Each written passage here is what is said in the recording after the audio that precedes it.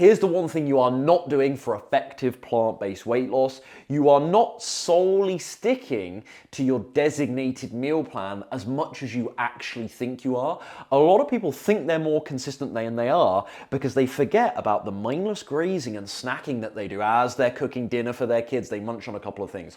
The couple of cashews that they grab when they're running out the door or just between Zoom meetings. A lot of people conveniently forget these things.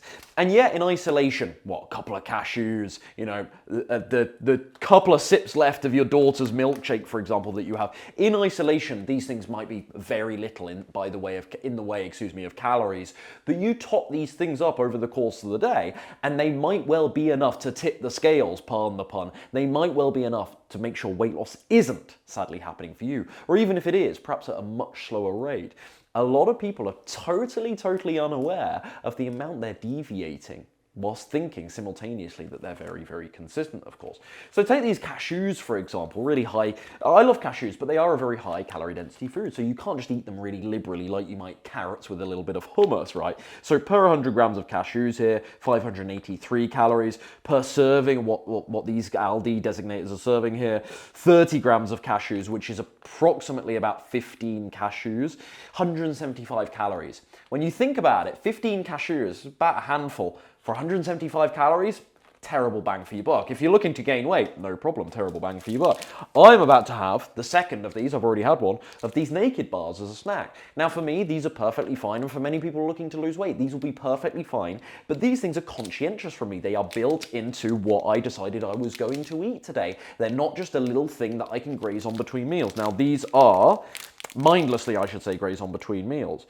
These are, I can't tell, the text is so tiny. Well, I know from memory these are about 110, maximum 120 calories per bar. Now again, that's fine because I factored it in. I know what I'm doing with this and I'm not desperate to lose weight anymore. But if you are looking to move down the scale right now, that doesn't mean you can never eat naked bars or Lara bars or any of these health bars, the ones that are genuinely fairly healthy for you anyway. It doesn't mean you can never eat cashews again.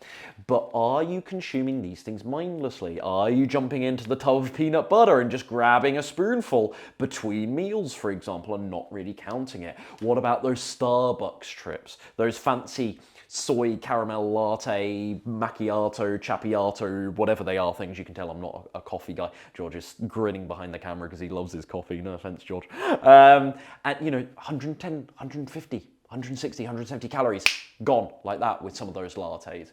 And people are simply unawares of how much they're actually deviating. No, I'm being really consistent, Ryan. Are you? Are you really? These things could really be holding you back. As always, if you want more help from me, veganslimandsustain.com to learn more about my program, where I've now helped over 230 vegans and plant-based dieters lose at least 20 pounds in 12 weeks working with me since 2020. veganslimandsustain.com.